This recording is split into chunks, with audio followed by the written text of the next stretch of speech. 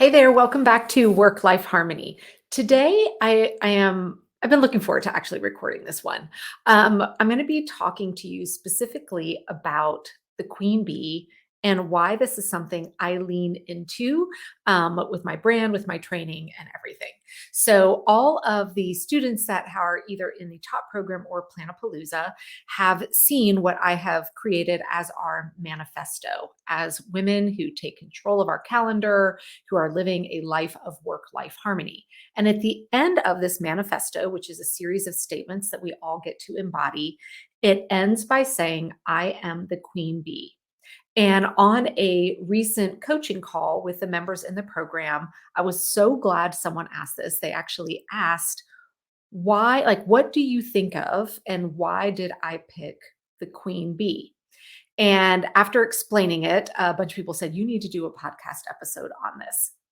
So let's be honest, when you think of the image of a queen bee, if you are someone that is a beekeeper and knows everything about bees, you're going to be like, you would probably have a very different image. But for those of us that maybe do not know much about how beehives and everything works, when you think of queen bee, what is it that first comes to your mind after, of course, Beyonce, right? Usually, when we think of queen bee, we think of somebody like in charge, the head honcho. I've got this. I'm in control, all of that.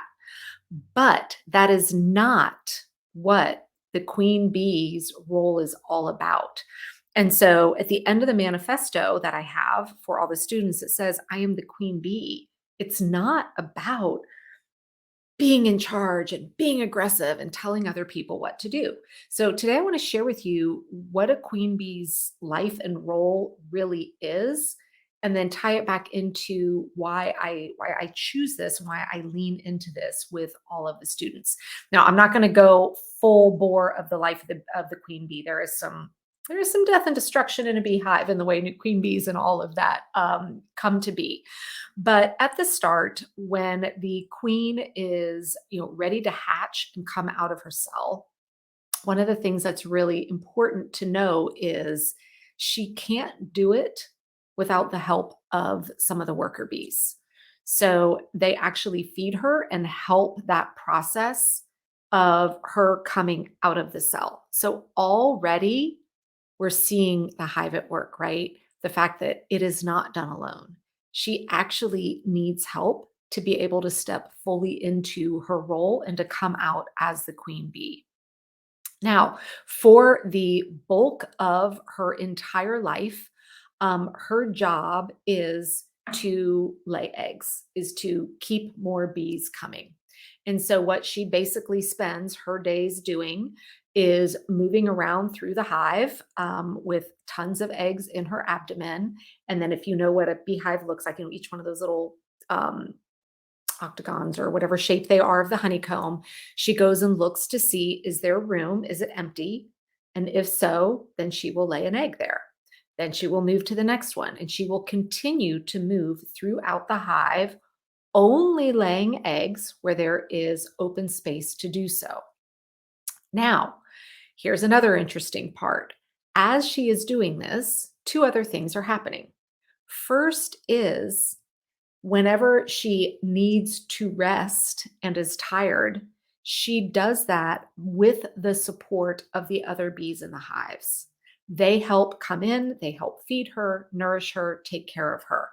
All right. Now, there is no one bee being, hierarchy here. None of the hive would work without all of the bees each doing their part, right? So she's not trying to do everything. She is doing what she is designed to do and what only she can do, which is lay the eggs, and then is allowing the others to come in and support her in that activity. Now, another thing that she is doing is she is, I guess, kind of spreading or emanating out her pheromone, which lets the other bees know in the hive, hey, everything's good. We're all good. So it is this reassurance of we're all good. She's doing the one thing that she and only she can do, and then is allowing help and support from the other bees that are also doing what they and they alone can do. Now, here's another part of how the whole beehive and the queen bee thing works that I love. If she has filled up all of the little cells in the hive with her eggs and has eggs to lay and there's no more room, this is what causes a swarm.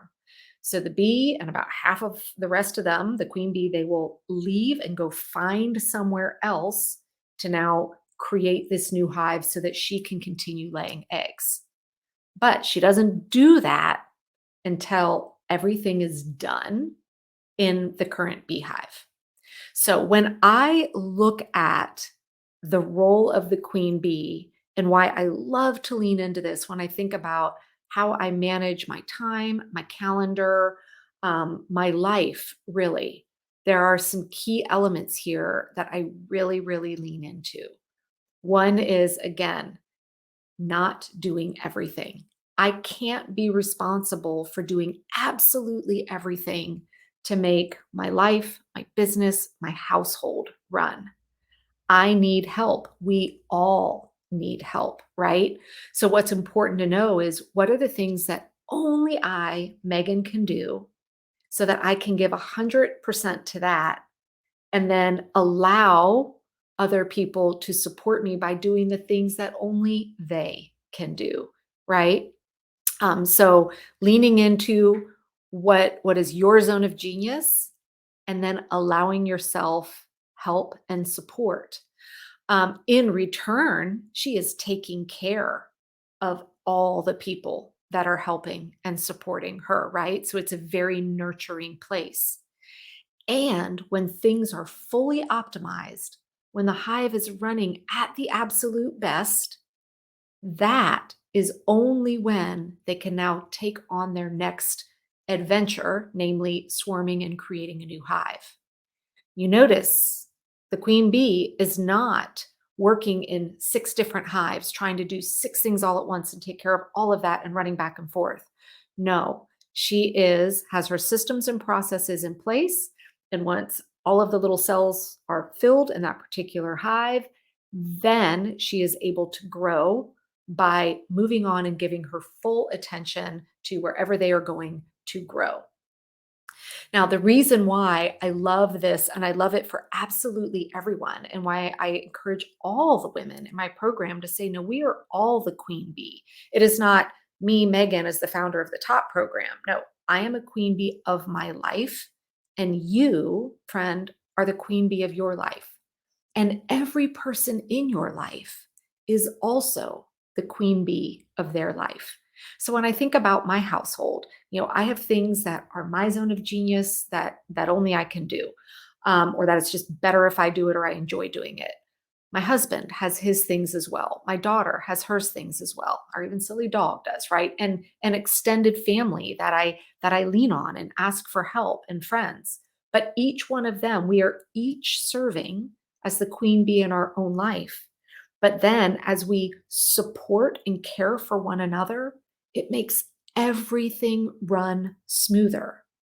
And when everything's running smoother, right? When you're not tapped out, exhausted, overwhelmed, frazzled, stressed, etc., guess what? You too are sending out your own pheromone that is that atmosphere, the attitude that you have, the approach to life that is letting others know all is okay. My daughter will be the first one to point out if things aren't going well because of the energy that is coming out of me, right? But when I am doing what I can do, when I am caring for those that I need to care for, when I am allowing them to care for me in return, that is when everything is running at its best. And the energy that is coming out of me and everyone is one that is everything is okay. So I hope you've enjoyed this kind of educational lesson here today about the queen bee. And if this has resonated with you, I would love for you to come over, find me on Instagram at Megan Sumrell, shoot me a DM and just say, I'm the queen bee. Or just send me the emoji of the bee and the crown as well. And that lets me know that you are going to lean into you being the queen bee of your life. Because if we are all leaning into that, think of the incredible energy that we will all be able to have as we do what we are designed to do and support each other in the journey.